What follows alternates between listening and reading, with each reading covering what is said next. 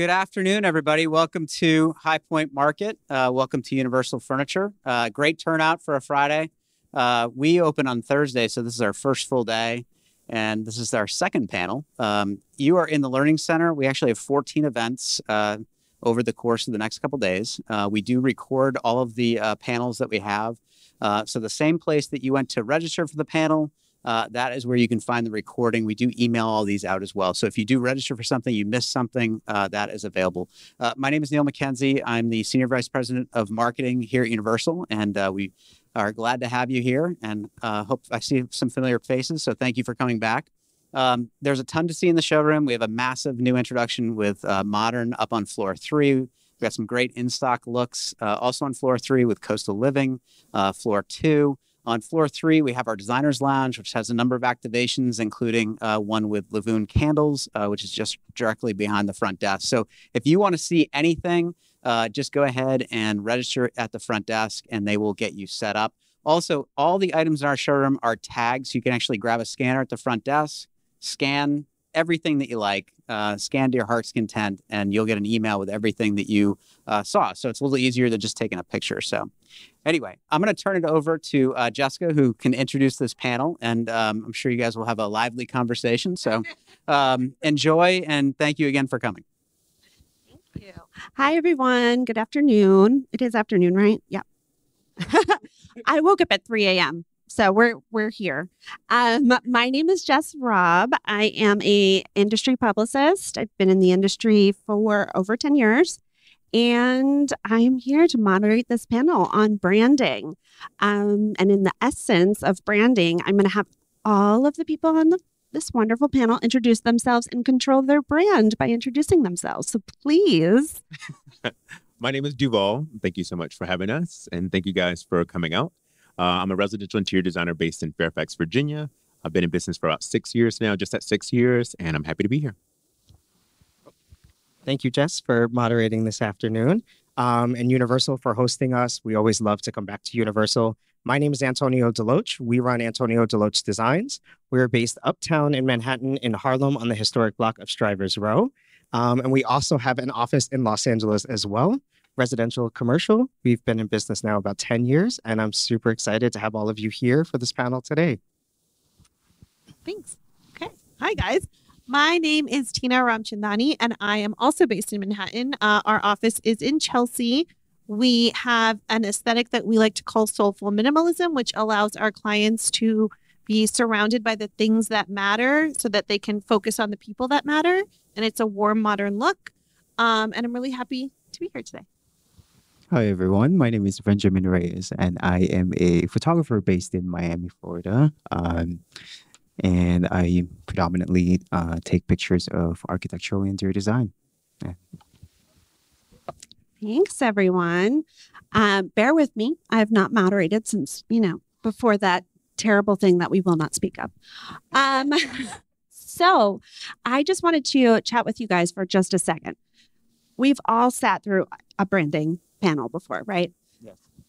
But we're coming at it from a very different place here. Each one of you come from a different location, a different background, different ethnic, diverse backgrounds as well. So all of that, I'm sure, plays a little bit into your brand.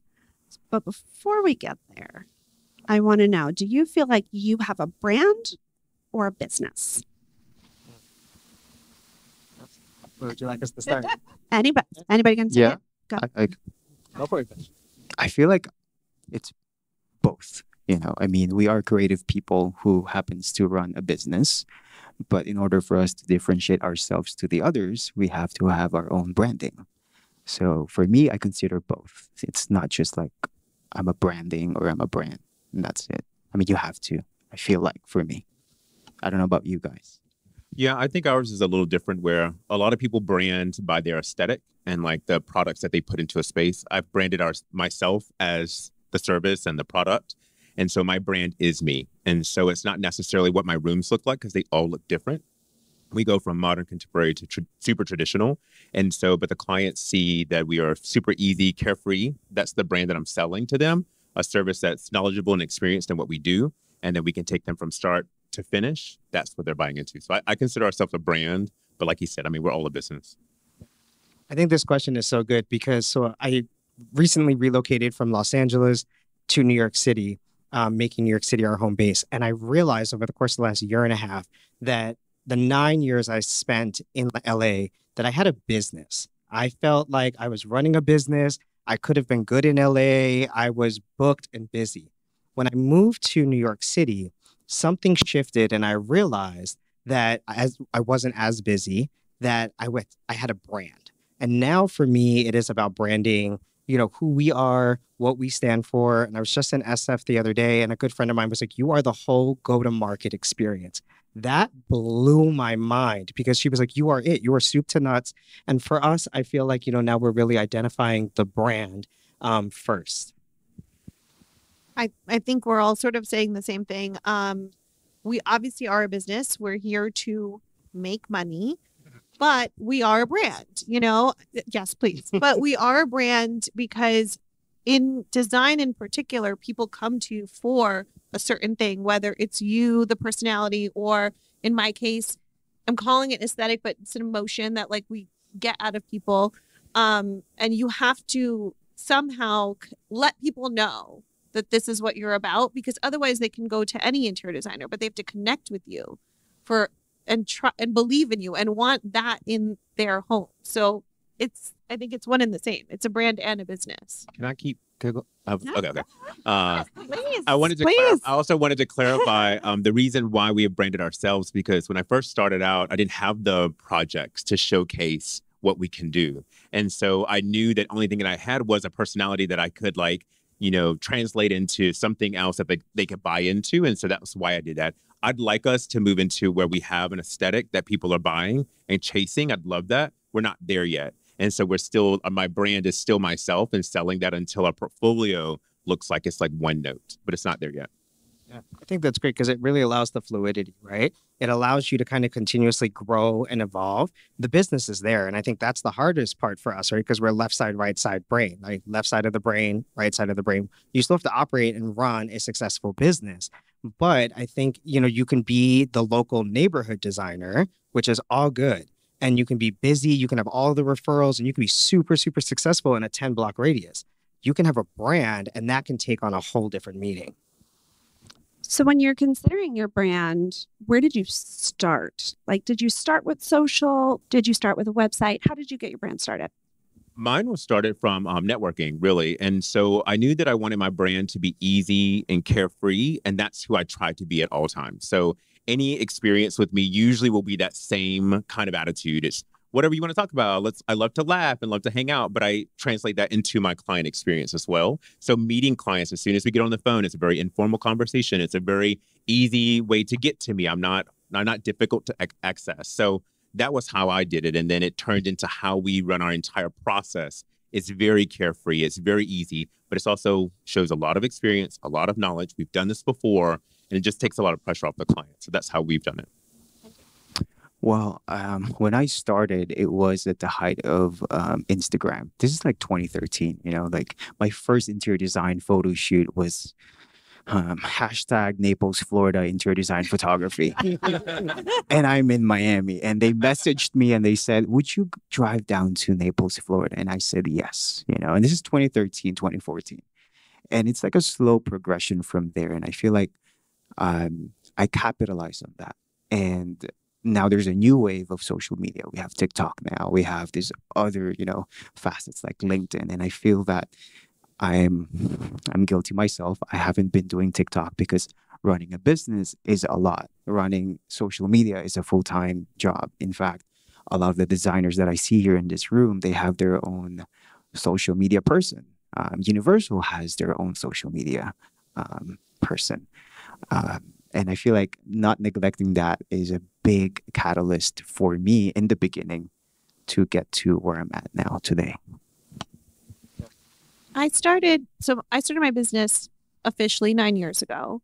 But like Benji, I've been on Instagram since the very beginning. And I think I was unknowingly branding myself, right? Because when I was doing it then, it was like, oh, I like this ice cream, or whatever it was. But it was me. Right. It's your lifestyle. It was my lifestyle, Yeah. but I didn't know at that time. I was just putting things out that I was attracted to and things that inspired me. Oh, the early years of Instagram. I know, those filters back then. The filter. And so I think that started. And then when I went out on my own, I knew that I liked a certain type of aesthetic, or right. I had a certain look that I was naturally drawn to. So I didn't want to do other things. I didn't want to do traditional interiors. So I was actively trying to market to that.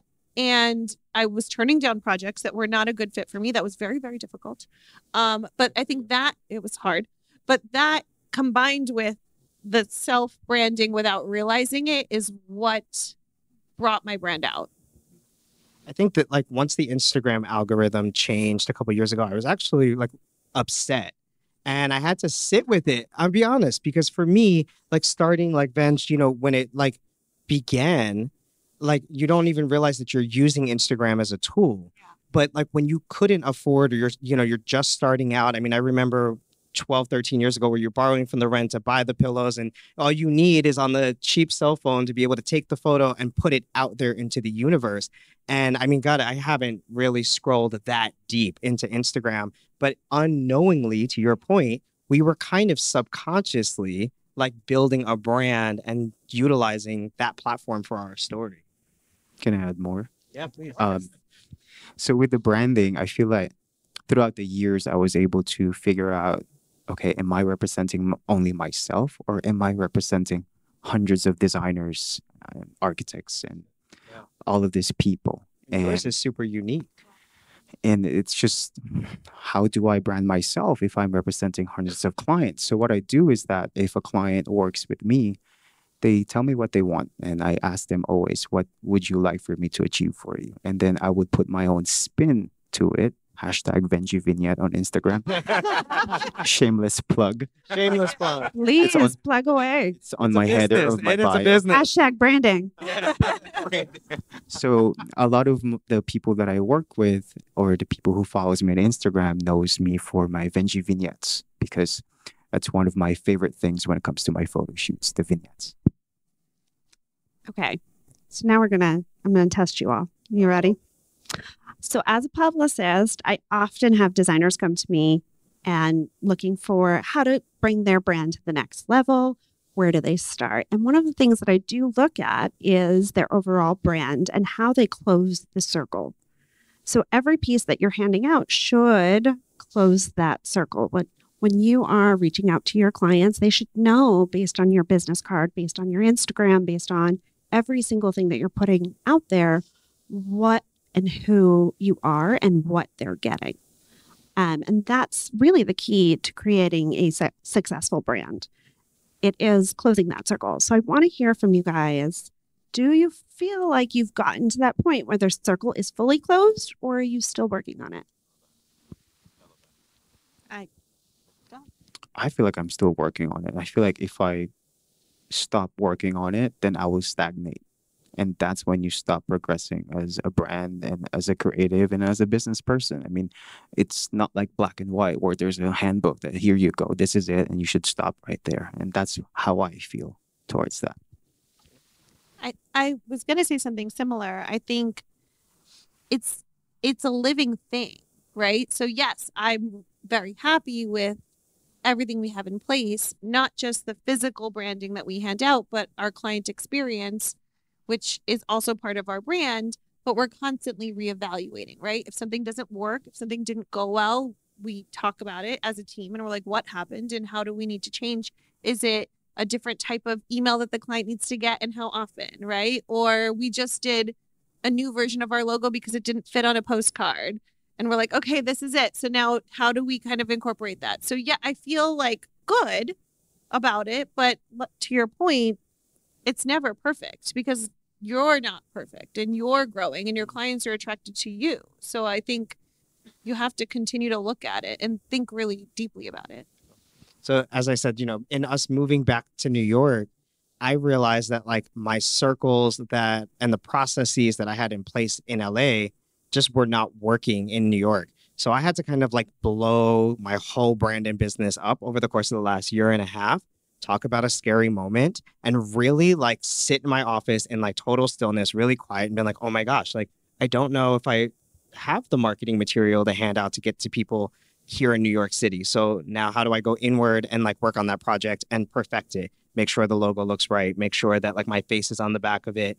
Onboarding a client. Yes, in New York, it feels a little different. So like now we're perfecting it. So our circles are constantly like we're editing. I feel like there's just like an edit button in our circle. And, especially with this new chapter, it's a totally new market for us.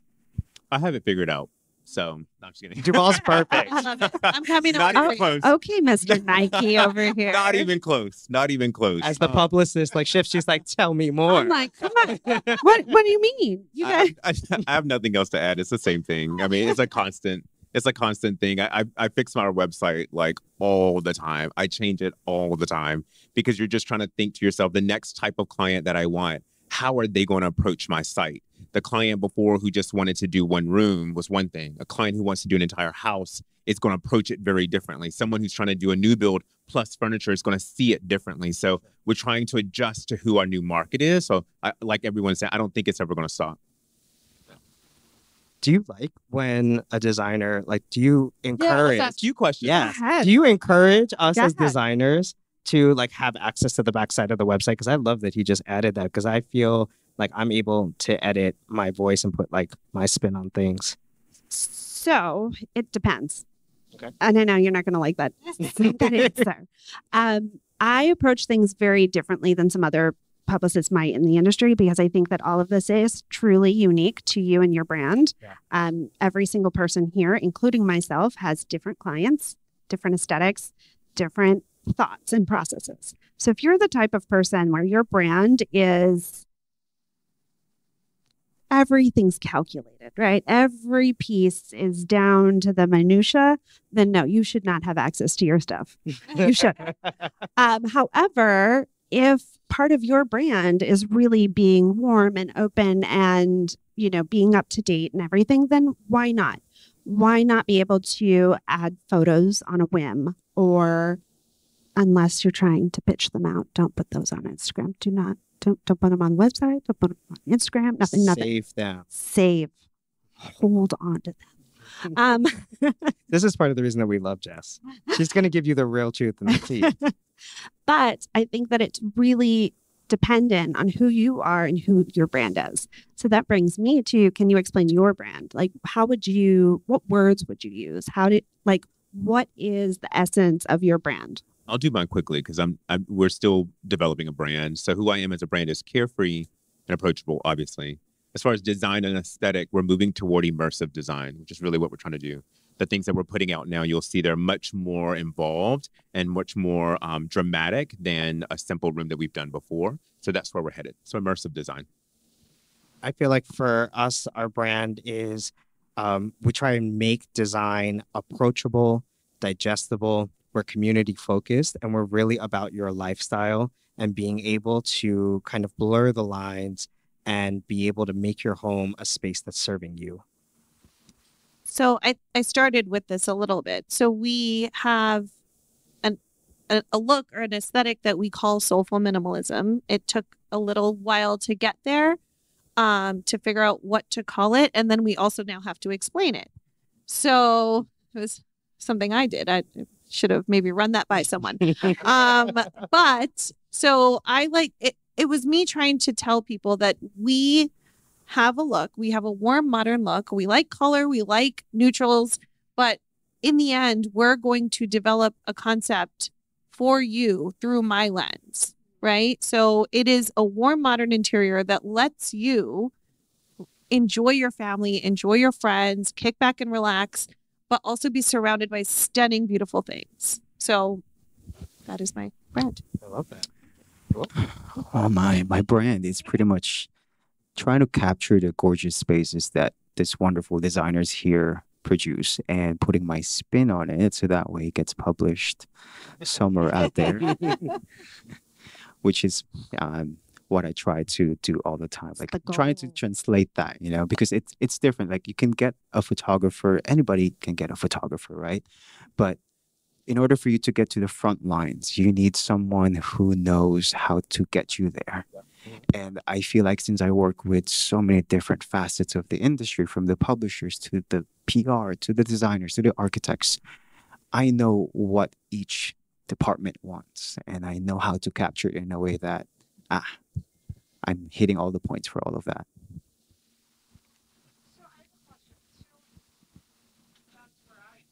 Are you in my head? That was the next question. It's a good one. Can I answer real quick? Yeah. Well, I'm based in Miami, and 95% of my projects, but 95% of my projects are not in Miami.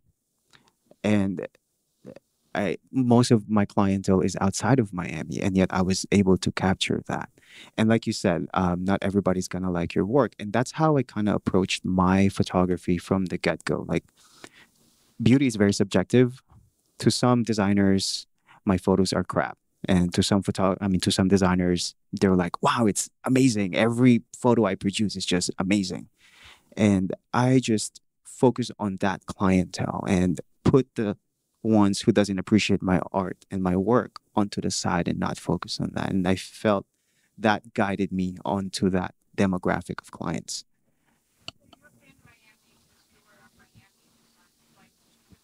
Yes, I've been living in Miami since 2009. It just no. Wow. It's great for, if you want restaurants and the beach and all that, but having been able to visit so many places across the nation and outside of the country because of my work, which I'm grateful for some of the designers here. There's far better places than Miami. I think your question is great. Like, I just relocated back to Harlem, and Harlem is changing quickly, but I lived a mile outside of Beverly Hills. So now, like, I'm creating a luxury brand, I'm speaking and I'm educating, I'm doing all of the things, and I'm trying to now create a luxury brand in a place that's not quite there yet. I'm watching it on a 10-block radius, like, keep coming and creeping up, but I'm like standing on this corner that's got so much history, and I'm like, I'm still watching the nuances of the neighborhood, things that are not matching what I'm putting out into the world. And so to your point, like, I had to cast my net wider. I drew a diamond on the map, and I figured out where my luxury clientele is that I want to speak to, and I placed my office directly smack in the middle of that diamond. So I like Westchester to Jersey to Upper West Side to the Hamptons, right? And my office is smack in the middle. So it was a strategy move, and it's my central hub. But I recognize that I've got some growth to do, and so does the neighborhood. And I'm trying my hardest to ignore the neighborhood some days. And, the boombox and the this and all the nuances that come with Harlem. The flavor. The flavor. Come on, yes, for the flavor.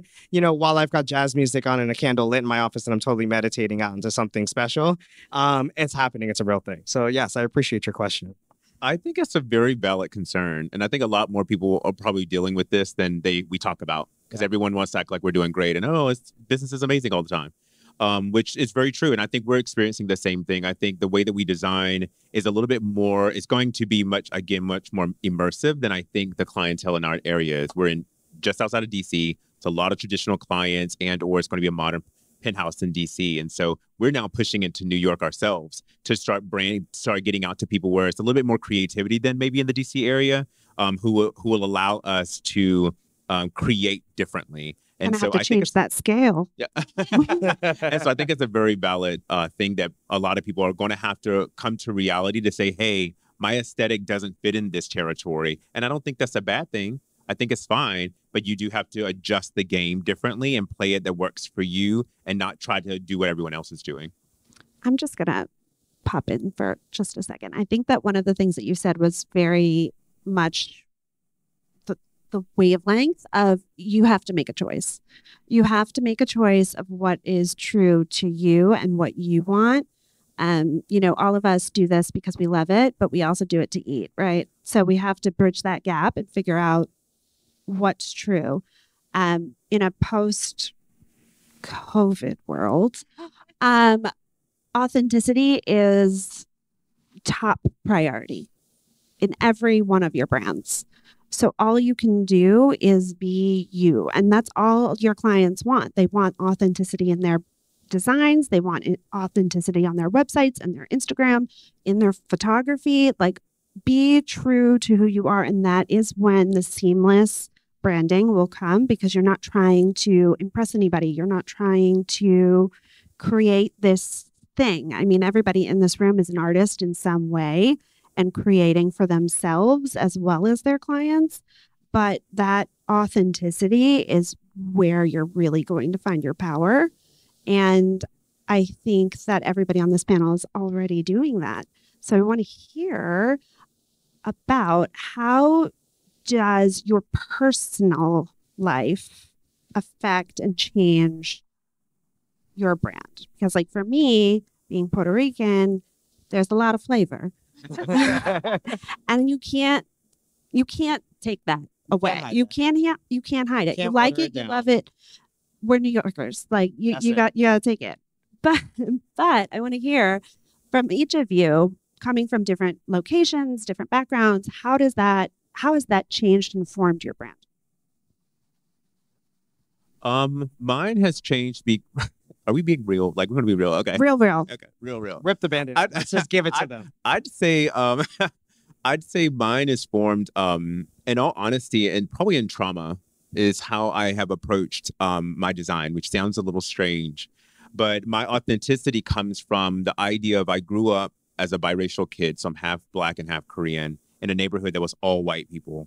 And so I never felt like I fit in. And so I took that into my brand, to never let a client ever feel that at any point of their experience. And so when we work with someone, I'm always in the back, it's actually in the forefront of my mind, is making sure they feel included, like they're kept in the loop. Everything's transparent. They know what's going on. They know what's happening next. They know what we were supposed to do, what we didn't do. All of that centers around how I approach my entire design. And I think that is something that I didn't realize until as I started knowing myself more and being more authentic and being like, hey, that's actually what I deal with, and what I don't want other clients to deal with. It's really formed my business probably more than I realized.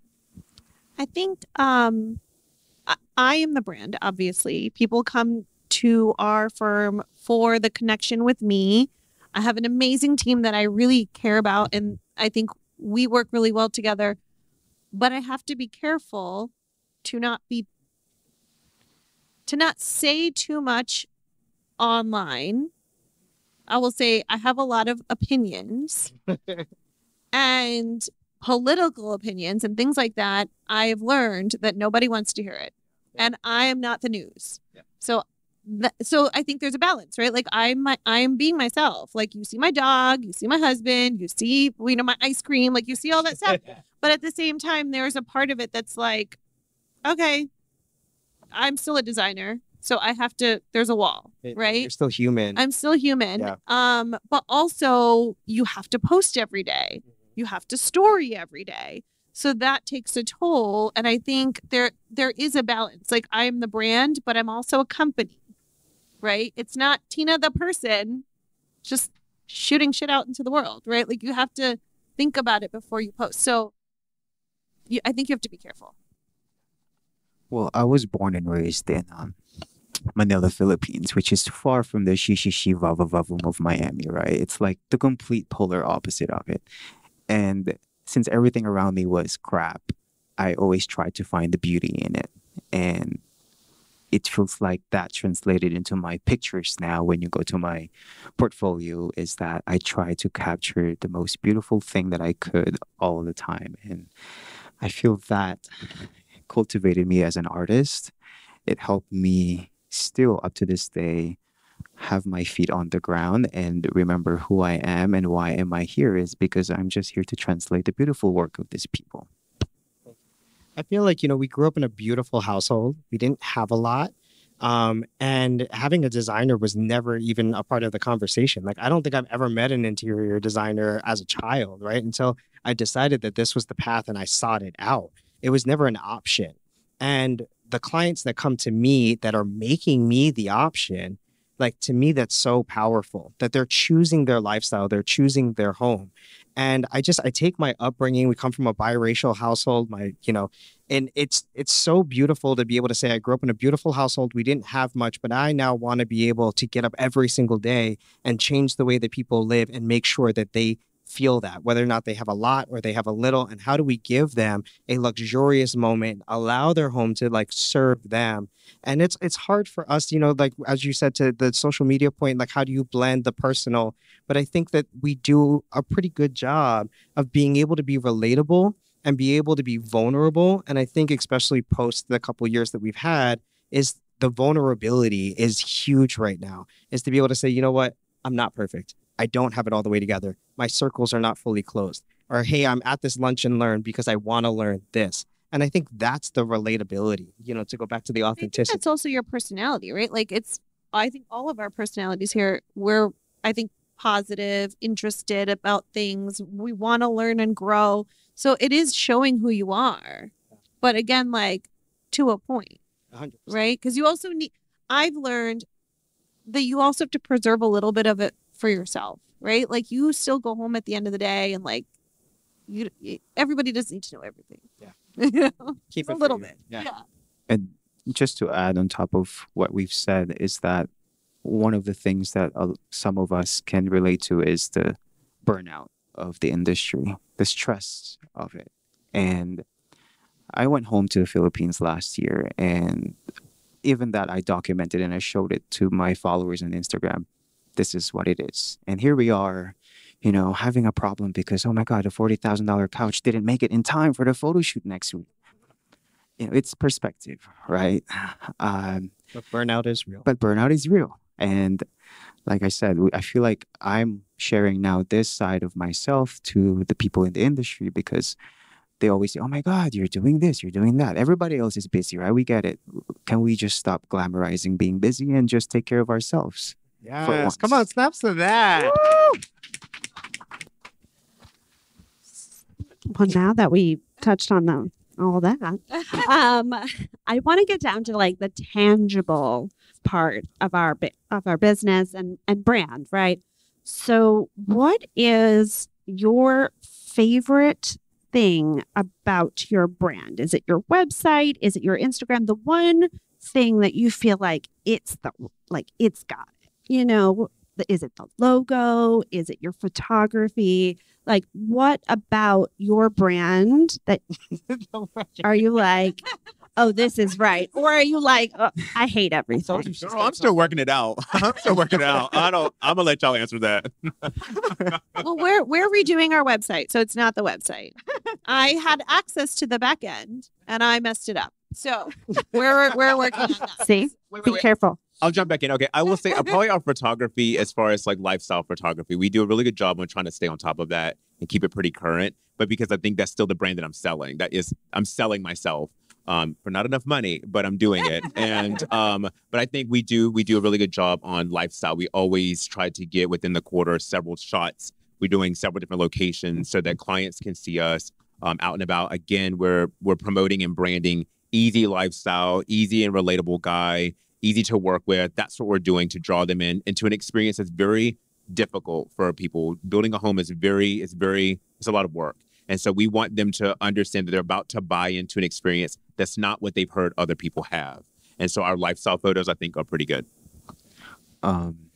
I think my vignettes are the best product of my photography. Hashtag, because here's the thing, like when I started, everybody's doing this wide angle shots, like nobody wants to do the tight detail shots. And that's one of the things that I'm like, you know what, I'm going to keep doing this. And from the get-go, from the beginning, and this is like an advice to designers out there, please get a photographer who will get you, not only you, but who will get what you want and would go above and beyond on top of that. And that's what I did back then.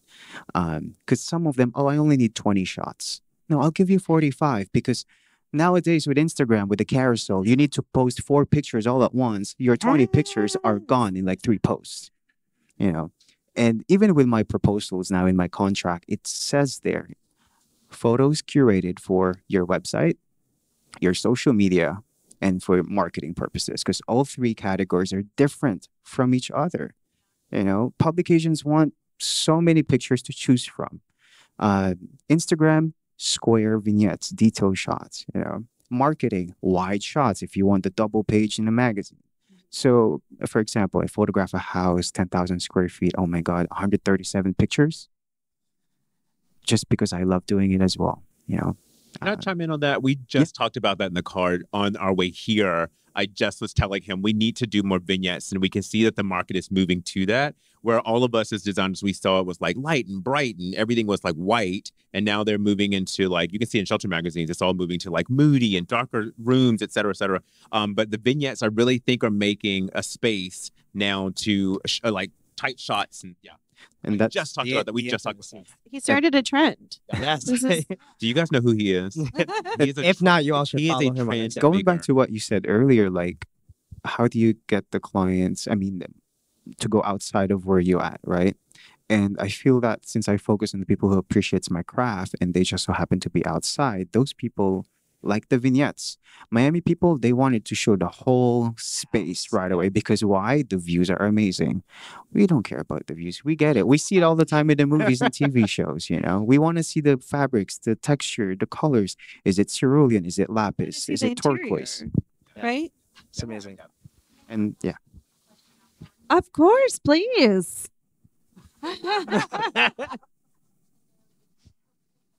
So the question is on rebranding, and I'm assuming when to do it, how to do it, getting it right, closing that So- circle. Close.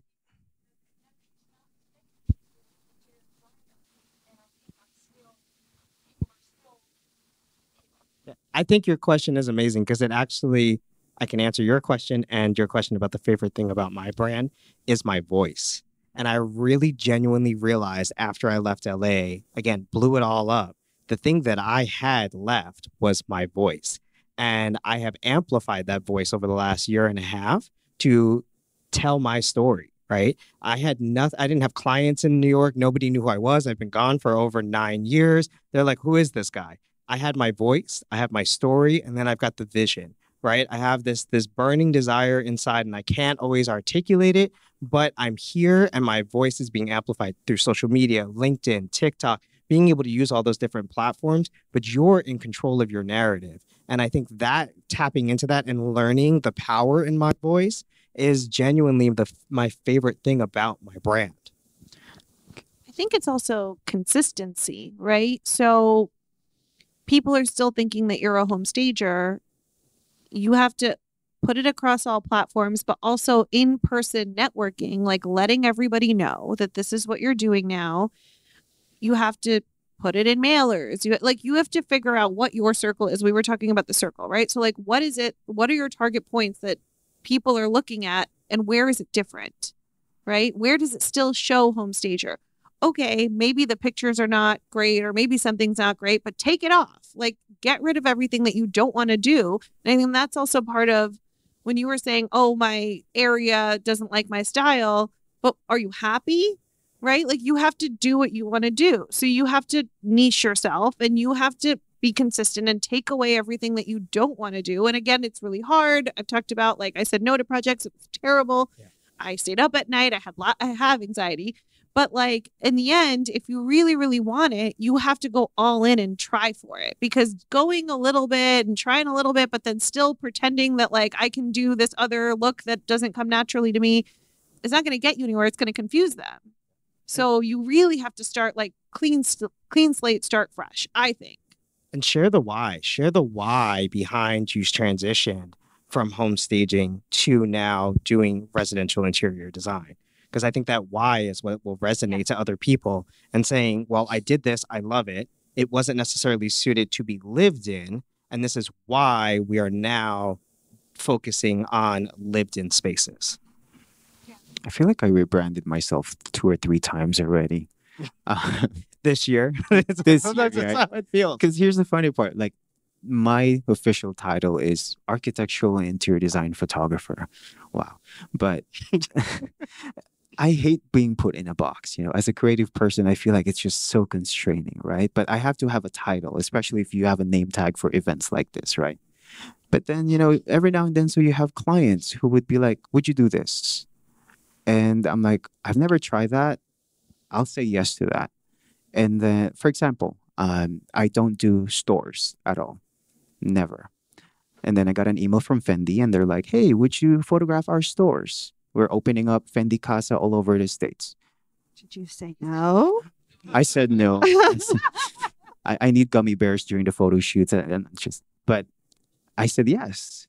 And then I'm like, maybe I should try that route and see with branding, what can I work with these big companies? And then follow suit, another kitchen company came to me and they're like, would you photograph kitchen appliances?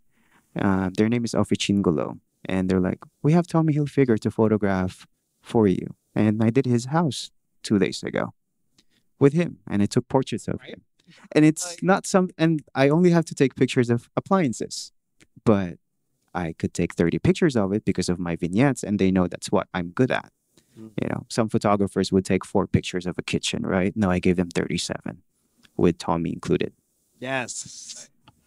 In rebranding, I think a couple of things. So one, photography can make a difference on how staging looks versus interior design. Interior photography is very different. It's a lot of one-point shots and vignettes, right? So that's the first thing. And then two, I think a lot of people, when thinking about the website, forget that content is still being read. So use terms that say interior design, renovation, remodels, and then have scripts that speak to what you're offering that is not staging. You don't have to say I'm not a stager, but what is it that your client that you want? What do they want? And you speak to that only in your content. So even from your website to your Instagram to networking with people, this is what we offer and what we do. That's how the brand is going to separate itself from what you have now. That makes sense. So off of that, I'm going to just pose one last question. If you were to start your branding all over again, where would you start? I'd start on Instagram. Most of our clients were coming from Instagram. I'm like, that's where we are. I don't post every day. I don't post the stories every day, but we post there, and that's where we're getting our biggest clients. I think I would start with the website. It's always it's getting better, but I think there's some beautiful websites out there, and I think that's really where I would start. I think that's like the thing that people use to reference you. It's the thing that people go to. It's your living, breathing, walking portfolio. And it's a little less lifestyle. There's a little less pressure for me to be forward in it. And I think that I would start with a website. I think I would start with like a brand values or a brand concept first. And then I'm Flex, website, Instagram. Because to me, like I get a lot of clients through Instagram, but then I also get a lot of clients who go straight to the website from a referral or whatever. I don't know where they're coming from. So I think, I think you kind of have to do both simultaneously, because if you get the core values and your concept of like identifying who you are, you're going to thread it through all of these other things. So I think you have to really know who you are first. Yeah. And what a great exercise to be able to identify like who you are at your core, and then everything else is kind of molded and shaped around that. Same with you. Website. My website is really bad. I disagree. The thing is, all of my pictures, it's more convenient to post on Instagram. And I have so much editorials that even some of the editors are like, hey, do you hate us? I mean, it's not on your website. What's going on? But I need to work on that. I really do need to work. Thank you, everyone.